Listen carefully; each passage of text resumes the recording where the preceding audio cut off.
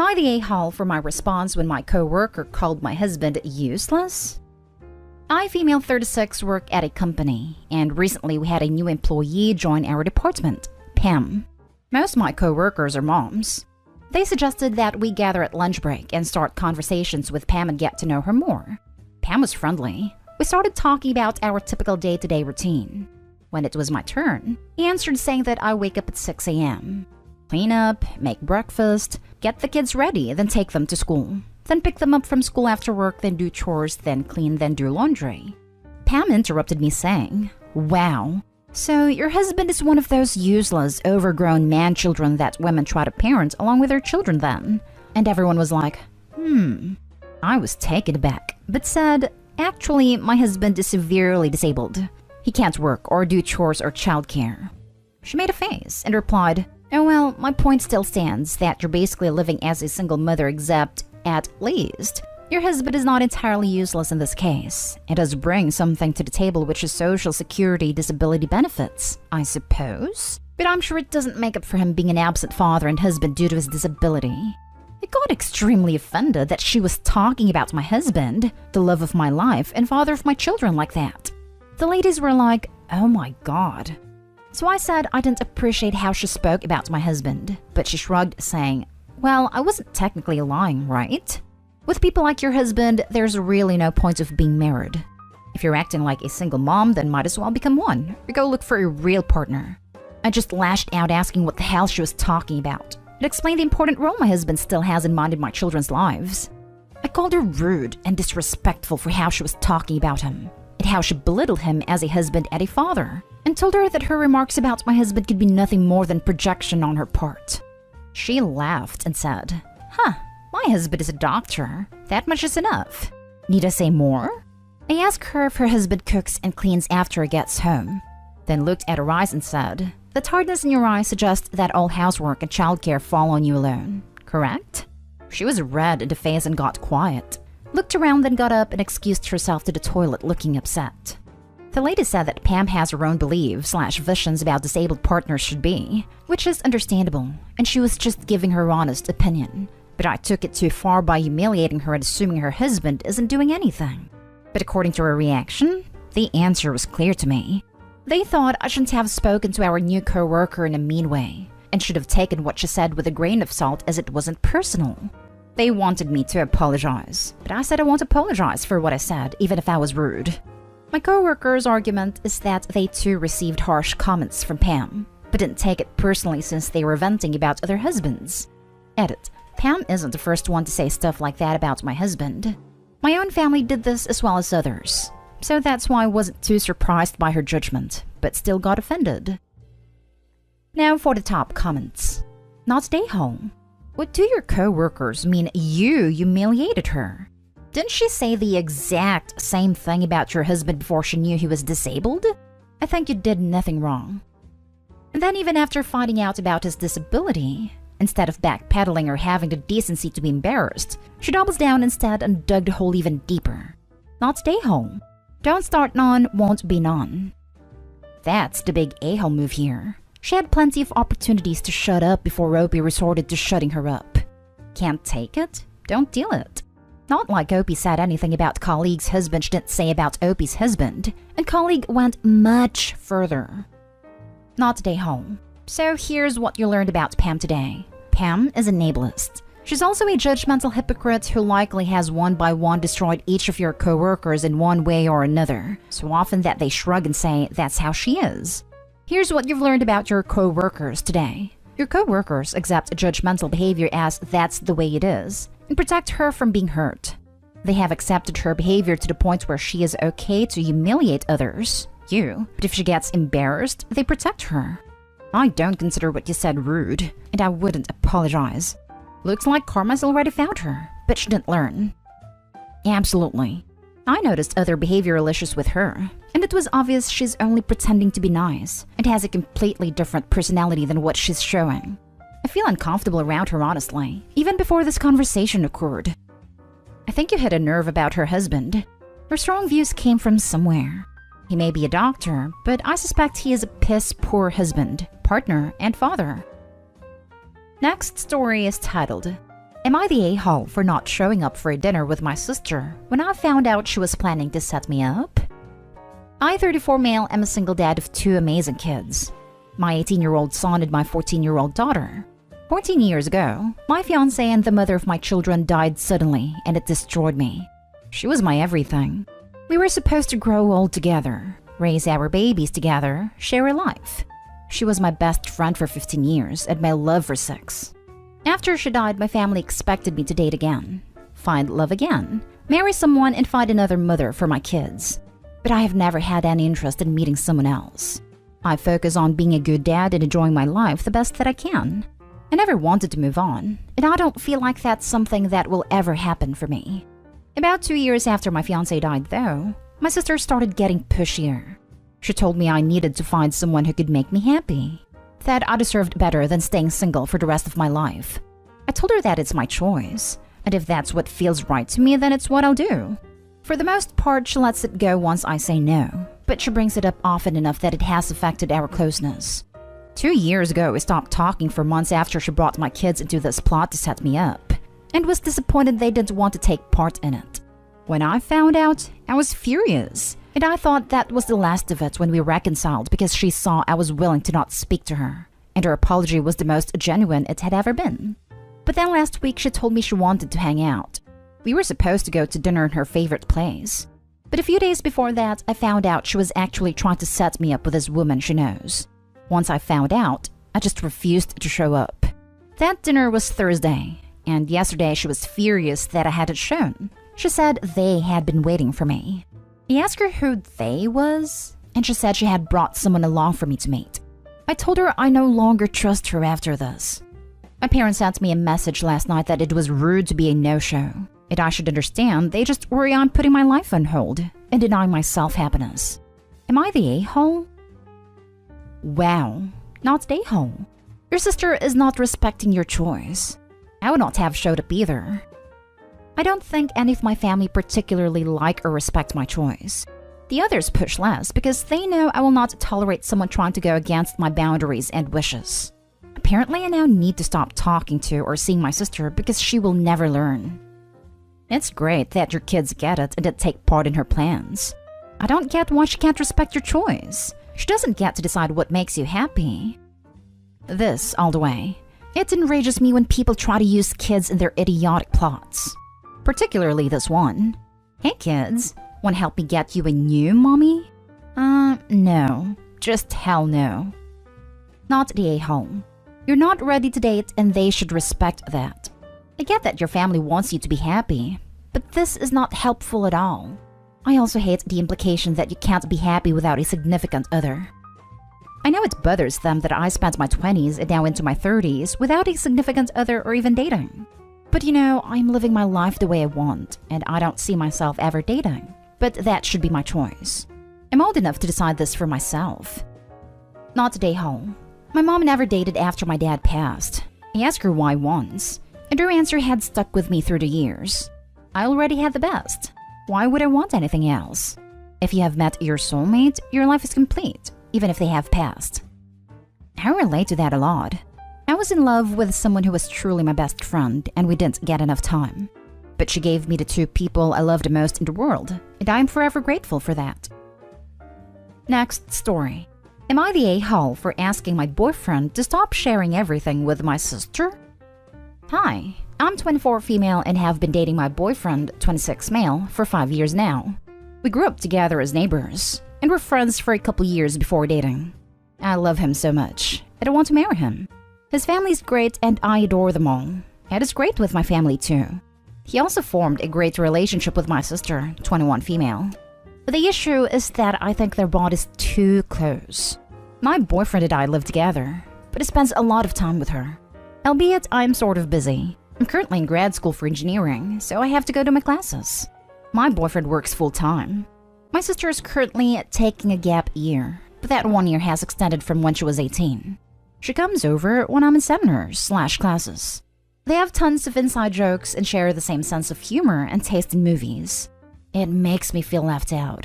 But when I try to include myself, they both stop being so enthusiastic and acting like it's super awkward to have me there.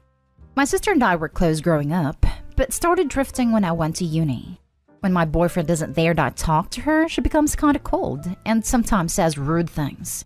Once, she told me to my face that I'm not good enough for him, that he deserves better, which made me cry for a couple days. He also gets her gifts for the most random achievements. Like, he got her a present for making it through the week. Even though she doesn't do anything, as she isn't currently working or trying to pursue a hobby or interest, she's just taking it easy. Her own words. Don't get me wrong, I'm glad my boyfriend and my sister are friends. But my major problem is that my boyfriend tells her everything. Literally everything. He tells her things he doesn't tell me and talks to her about me and our relationship. She knows all our issues and good parts, to a level of detail that I wouldn't even tell my closest friends or parents. She even knows the grades I got in my midterm/finals and what I think about my manager. I work part-time to contribute to our apartment, but I also get paid for my research, which goes towards our needs as well, which I feel is unnecessary for her to know since I didn't tell her myself. I asked him to step back a bit and stop telling her things about me and our relationship, but he was shocked and told me that I'm an a-hole for even requesting it. Now I feel guilty. So am I the a-hole? Now for the top comments before the little update. Not the a-hole, but I'm 90% certain your sister and boyfriend are hooking up while you're in class. I'm 100% certain. I reserve 10% that they're just having an emotional affair, but sister at the very least would like it to be more. Anyone who tells you that someone deserves better than their current partner is talking about themselves. Not the a-hole. They're both grossly out of line, and are at minimum having an emotional affair. Kick them both to the curb. I don't see how this is salvageable. I wrote way too many lines in my judgment where emotional affair would have cut it. Think you hit the nail on the head. Who is he in a relationship with? You or your sister or both? There are so many red flags here that I would be taking a serious look at your relationship. Keeps OP for money and the sister is a side chick to bang when OP is at home at this point. The level of we know each other very well is very unsettling, and it sounds like an emotional affair. However, I think there is more to it. OP needs to take a step back and find out. Edit. Thank you all for your responses and advice. You've literally made me reconsider everything that I thought I knew. The consensus is that there is something shady going on with my boyfriend and my sister, which just makes me want to vomit. I'm now reading into every interaction and conversation, and I feel so naive for not noticing the red flags. I'm going to take your guys' suggestions and set up some nanny cams in my apartment. Either way, it'll be good security. If nothing happens, then it'll be reassuring. And if something does happen, well, I'll deal with that after. I'm going to drive to the store right now to pick up the cameras. I'll try to update soon, hopefully with positive news. Now for the last story. Am I the a-hole for telling my husband to suck it up? I am the main caregiver of our baby, 6 months old. I deal with a lot, including a medical condition that occasionally paralyzes me from neck down. It can take a few hours until I can move my hands when it happens, and sometimes even a whole day. My legs take longer. For the last 2 weekends, suddenly my hubby gets a high fever. No other symptoms, no COVID we checked, and claims he is too sick to even watch the baby for a minute while I pee. Last weekend I gave him all the space he needed, went to my folks' house and took care of him every few hours when my parents watched the baby. I was frustrated, but I understood. During the week he was okay again, worked till late and acted normal. Yesterday, a few hours after I started getting paralyzed, he suddenly broke with a low fever again, crying out that he is sick and he can't take care of the baby. With only one arm working, I took care of the baby all night long, terrified that it would go paralyzed as well. Whenever I begged for help, like change his diaper or make him a bottle, he yelled at me and got mad. This morning I lost all my limbs again, and my jaw was stuck for an hour. After that, while he complains that he's too sick and I need to handle the baby all day, I yelled at him to suck it up and take care of his child because it is not safe at all. I can't move my fingers. How can I keep a baby from falling, or feed him, or help him at all? He got really offended, saying I should be more compassionate to his fever and how cold he feels, and that I should find a way to unparalyze myself so he can sleep. I got even more mad, considering how many doctors told me that I cannot stress myself out of it, or it gets worse. He also said I am the a-hole, since it seems like I don't believe his mild fever is as severe as my condition. Am I the a-hole for not agreeing with him and telling him to take some responsibility for his child? Edit. My paralysis happens every few months, and I know an hour beforehand that something is wrong. I always call my husband or my emergency babysitters. I have a few. It only happened once before today since the birth, and I wouldn't give birth if it wasn't under some control.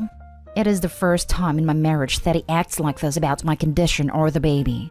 I am not a neglectful parent just because I am disabled. I would contact family/babysitter before, but I couldn't move my fingers well enough to use the phone. I asked my hubby to call someone, but he refused because he was too cold. My sister-in-law came as soon as I managed to pick my phone up.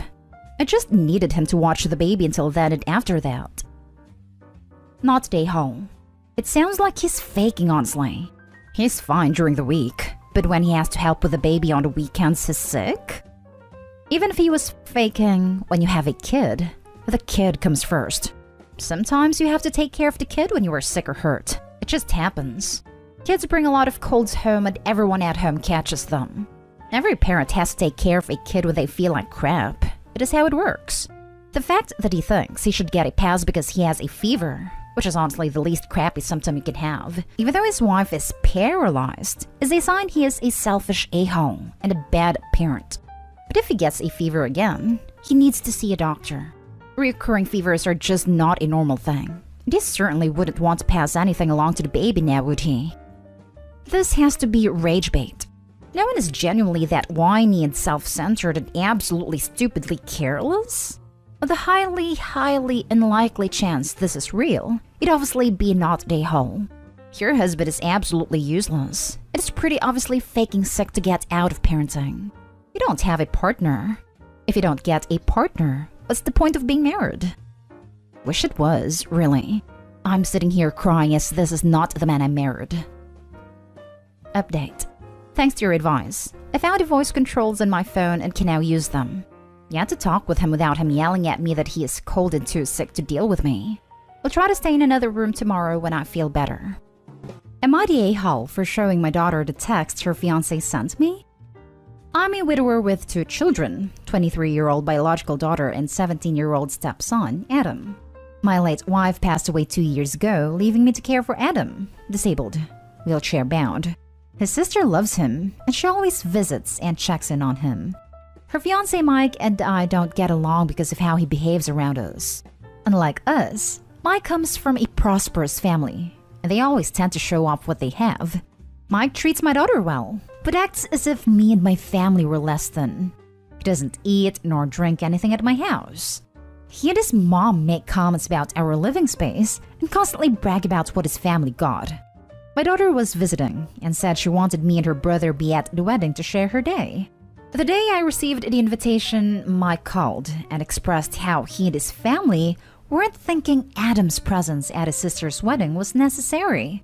He went on about his family's upper-class guests and how Adam's presence would feel out of place, and suggested I come alone. I told him my daughter said she wanted Adam there, but he kept coming up with suggestions till we started arguing. I checked with my daughter to clear any misunderstanding, and Mike then said Adam could come.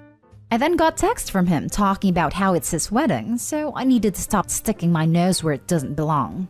He mentioned my son isn't technically family anyway, so it wouldn't matter if he's uninvited, claiming I was trying to be mean on purpose to make it hard because I don't like him. He finished by saying that this is my fair warning, and that if I choose to make my son's presence at the wedding my hill to die on, then I just signed away any rights to any future grandchildren he and my daughter will have. That was it. He kept calling, but I blocked him. I invited my daughter to my home to tell her I won't attend if my son won't. She asked what happened. I showed her the text Mike sent me, and she was shocked. Said nothing, just took a picture of it and left. My sisters came the next day, saying the wedding was off after a huge argument between Mike and my daughter because of me. Argued that I created this problem when I showed my daughter the text, and I could have respected the groom's rules since it's his wedding. But I was being controlling, not wanting my daughter to be happy. Went on about Mike being high class, a man with a salary, his own house and car. More relatives were saying they would have had someone watch Adam if this was the issue. But it wasn't. Then they claimed it was because of my resentment towards Mike. Now for the top comments. Not a-hole. You saved your daughter from getting married to an ableist bigot. It was much better for her to find out what it's really like now than after they're bound together by legal paperwork. Holy cow, this! Imagine how she would feel if she didn't find out until after marriage, or worse, after kids. She cares about her brother, and her fiancé showed his true colors. Better to find out before it becomes more complicated to leave. Not at a-hole. Not at a-hole. Oh, hell no! Do not let your daughter marry that prick. If Opie prevented daughter marrying Mike, he'd be just as bad as Mike. Hopefully he stays true to her word now that she's realized what a scummy, controlling snob he is. Not at a-hole. The wedding is not off because of you. It's off because of Mike's snobbishness and ableism. You know the old thing about how you can tell a person's true self by their treatment of waitstaff and cashiers? It applies equally well here. Your daughter deserved to know what her fiancé was saying. She might not be happy right now, but your daughter dodged a bullet. You're the one who yelled at her to duck. Not at a-hole. The wedding is off because your daughter realized that if her fiancé was willing to treat her brother this way, then he wasn't the type of man she wanted to spend her life with. Tell your gold-digging sisters that Mike is now single. They can chase after him if these assets are so important. But you have a family that cares for each other, and that's all you need. Now for the next story. Am I the a-hole for rudely telling my husband I decide who is in the delivery room? So for context, I'm 28 female, I'm currently pregnant with my partner, 31 male, and I'm a first-time mom. My hospital recently changed their policy. They're now allowing 2 support people in the delivery room. My mother-in-law made comments early on that she wanted to be there for the birth, and this woman is not subtle. At the time, I felt protected by COVID protocols, but set that expectation straight. I explicitly stated that anytime I give birth, it will be a private medical experience that only includes my husband and medical team. I thought that it was clear it wasn't a debate, because it's my body, and I have the autonomy to decide who sees it in any context. Additionally, I do not have a good relationship with my mother-in-law. She just recently started initiating positive interactions after years of me trying, and it's absolutely because she's an "it's my grandbaby" person. Recently, my husband told me we needed to have a discussion. He starts off by saying he mentioned the support person protocol change to his mother. I tried not to react, but immediately I blurted out asking why he would do that. He goes on to say he knows his mother really wants to be in the room to see the baby's first breath. I replied logically, if your mom sees their first breath, she will also see me pushing and will be looking down at my canal. I actually had to explain why I refused to give birth in front of his mother. I then told him that there are only 2 priorities in the delivery room, and neither of them are his mother or her feelings. The discussion continued back and forth. Finally, I started crying. I told him that the labor and birth will be the most painful and vulnerable experience of my life, and that I need him to protect me. I told him that anyone who refuses to protect their pregnant partner failed them, and it's just dead weight in the delivery room. My husband told me I'm rude, other negative things too, left our apartment, and when he came back, he wasn't speaking to me. This is where I think I could be the a-hole. I told him giving me the silent treatment, because I won't let his mother spectate at my most intimate area rips open, was very immature and made me worry if he has the emotional intelligence to support me in the delivery room. I think my husband took my hint, but I didn't explicitly say that I can decide he won't be allowed in there either. I will say I would be devastated if I had to do that, and never thought this would ever be a problem during my pregnancy. So, am I the a-hole? Info. I did cuss when talking about freaking ripping, but that was it. I also wasn't yelling, but I was sobbing loudly enough during it that my neighbor next door knocked to check on me after I left. Edited for added info. I saw some questions. Sorry about not including this originally. I'm a mess currently. I have a mother and 2 sisters, both moms, who I love endlessly, but I didn't ask any of them to be in the delivery room because I only wanted my husband there. Also, I did not yell at my husband at any point during this interaction. I was sobbing. I didn't lose my cool. In fact, my husband's screaming was why my neighbor in the apartment next door heard and came and knocked after he left. She told me when I answered the door, I move slower these days, that she was so glad I answered because she was considering calling 911. Not Dayhall. Your husband pulled a moronic move going behind your back to let mother-in-law know she might be able to be in there. That, my dear, is fully 100% up to you. In fact, I think you need to let the staff know that under no circumstances is she allowed in the room. Give them a close-up mugshot of her. This 100%. If possible, let them know ASAP so that if she tries to get in on the day, they can kick her straight out. I'd skip kicking her out and go straight to having her arrested. Not Dayhall. This is insane. Hold your ground, Opie. Ask your husband how he'd feel if your dad chaperoned a future vasectomy. You know, to provide support and coach him through it. Some people need analogies. Not Dayhall. What is with all the mother-in-laws in the world suddenly deciding they need to see the birth of their grandchildren? No mother-in-law I've ever met thought she deserved to be in the delivery room.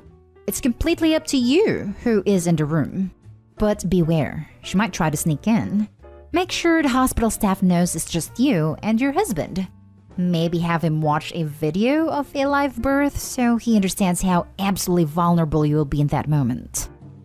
Thank you for the suggestion because I was thinking of this but was worried I was being over the top.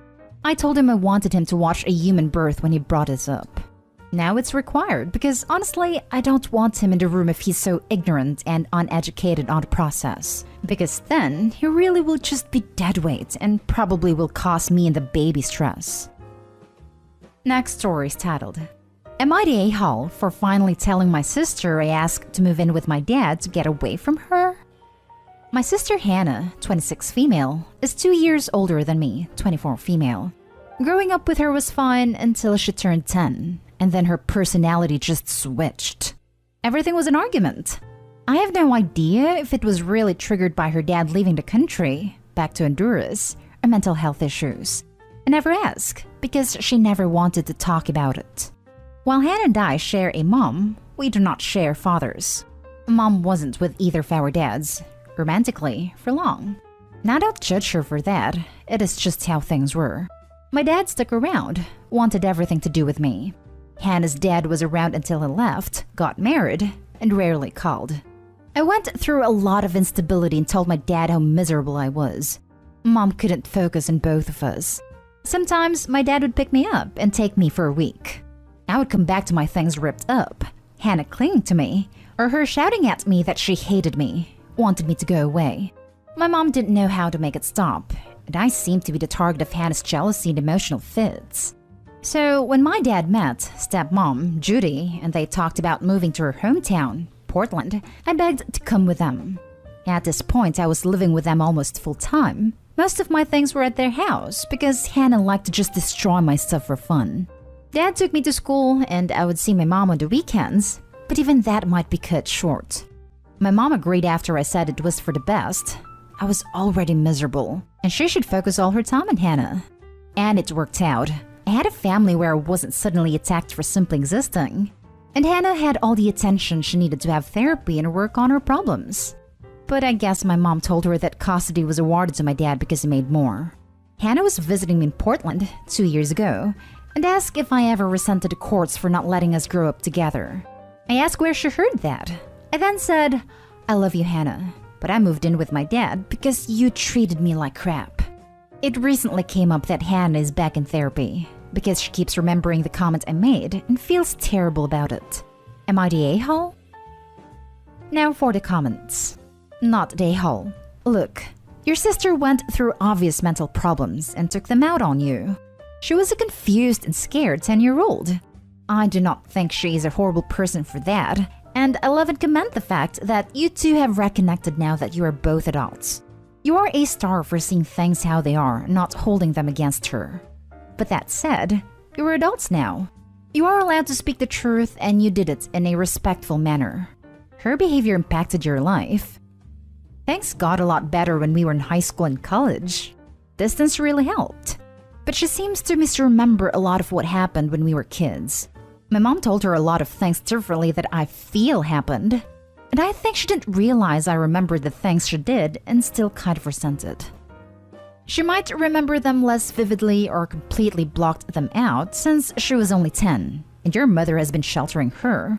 I mean, I hardly remember anything from when I was 10. You? That does not mean your feelings are not valid. People doing horrible things to others are much more likely to forget what they have done because they are not the ones who got hurt. It is not a shame to remember this, as long as you do not do it repeatedly / hold it over her. I hope you got some therapy / help with this as well. Stay safe.